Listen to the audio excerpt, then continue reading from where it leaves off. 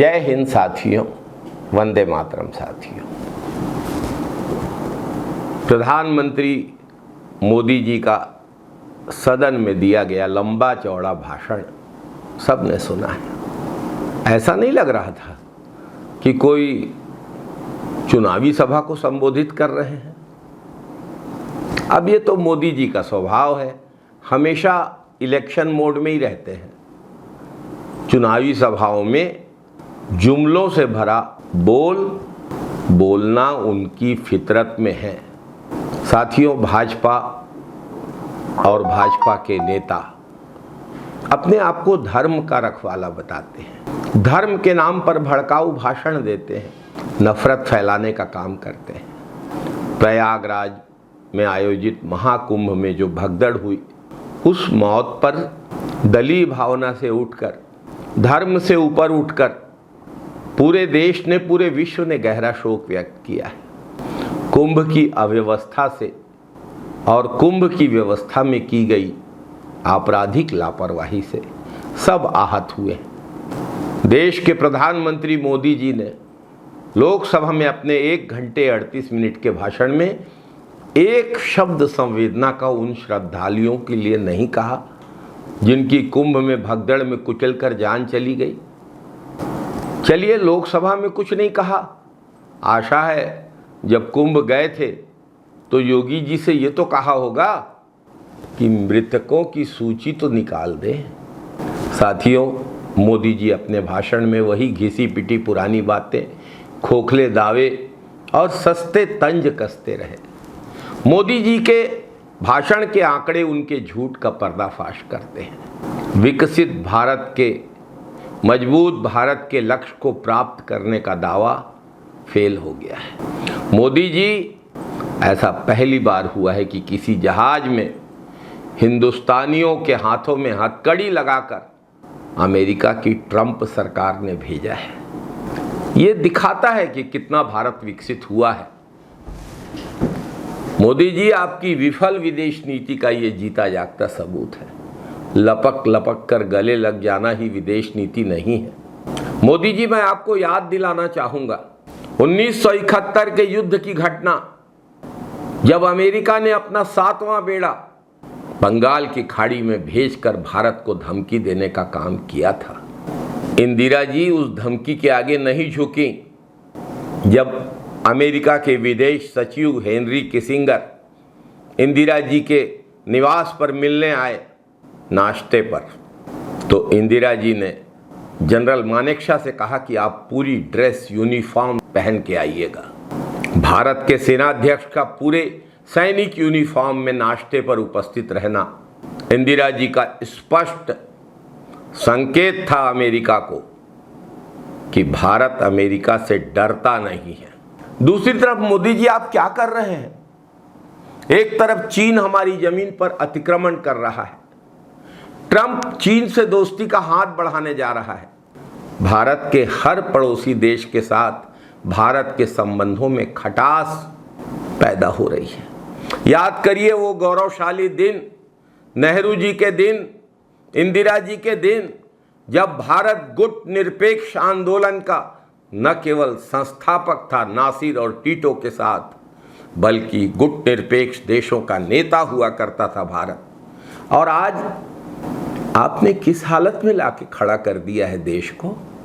ये आपकी विदेश नीति है, इतनी बड़ी विफलता, और आप उस पर कुछ बोलने के लिए तैयार नहीं हैं। ट्रंप ने ब्रिक देशों को टैरिफ बढ़ाने की धमकी दी है, सब तरफ से भारत पर निशाना है, और आप बस 70 साल का हिसाब दे रहे हैं और हिसाब ले रहे हैं। मोदी जी, ये ठीक नहीं है। संसद की गरिमा है, प्रधानमंत्री पद की गरिमा है, इस गरिमा और महिमा का अपमान मत करिए।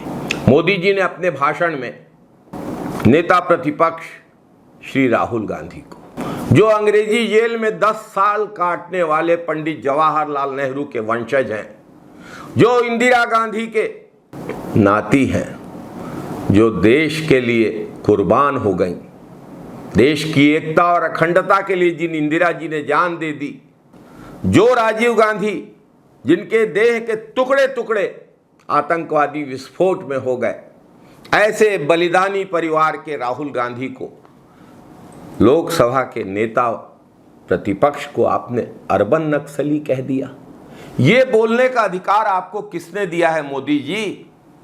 ये कैसा लोकतंत्र है जहां आप सदन में इस प्रकार की बातें करके विपक्ष के नेता की छवि धूमिल करने की साजिश रच रहे हैं। साथियों, लोकसभा चुनाव में मोदी जी को 6,12,970 वोट मिले थे। जीत का अंतर 1,52,513 था। राहुल गांधी जी को 6,87,649 वोट मिले थे। जीत का अंतर मोदी जी आपसे 3.9 लाख अधिक वोट से था। मोदी जी आपसे लगभग 4 लाख अधिक मतदाताओं ने राहुल गांधी को चुना। सदन में कांग्रेस ने उन्हें नेता प्रतिपक्ष चुना। मोदी जी, राहुल गांधी आपसे कई गुना ज्यादा लोकप्रिय हैं। ऐसे लोकप्रिय जननेता को आप अर्बन नक्सली कहते हैं, सिर्फ इसलिए क्योंकि वो आपकी भाजपा सरकार की पोल खोल रहे हैं, आपके जुमलों को उजागर कर रहे हैं। मोदी जी, ये सीधे सीधे लोकतंत्र पर आघात है। मोदी जी, ये उन 4 लाख मतदाताओं का भी अपमान है। मोदी जी, ये देश के लोकतंत्र का अपमान है। मोदी जी, ये देश के लिए शहीद हुए नेताओं का अपमान है। मोदी जी, ये देश की आज़ादी के लिए जेल काटने वाले नेताओं का अपमान है। आपसे इस स्तर तक गिरने की आशा नहीं की जाती है। मोदी जी अपने भाषण में कहते हैं कि मैं जमीन से जुड़ा हुआ व्यक्ति हूं।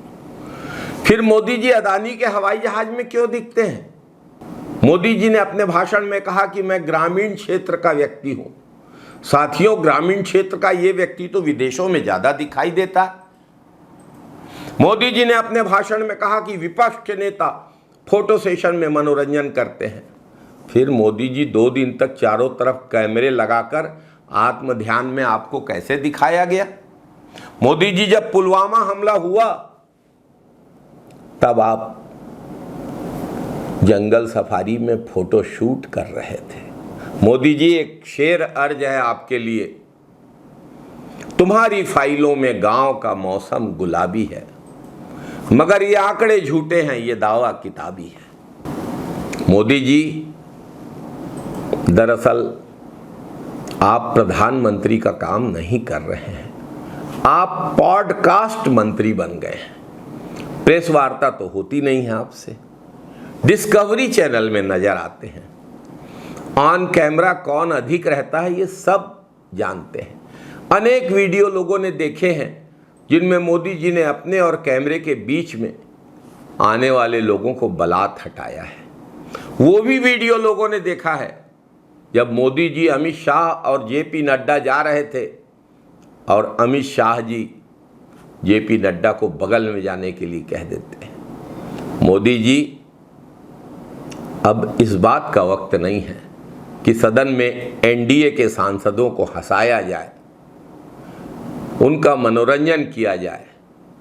मोदी जी, आपको देश हित में, जनहित में और देश के भविष्य के लिए बिंदुओं पर चर्चा करनी चाहिए। देश आपसे अपेक्षाएं रखता है, आप इन अपेक्षाओं पर खरे उतरने में विफल साबित हो रहे हैं।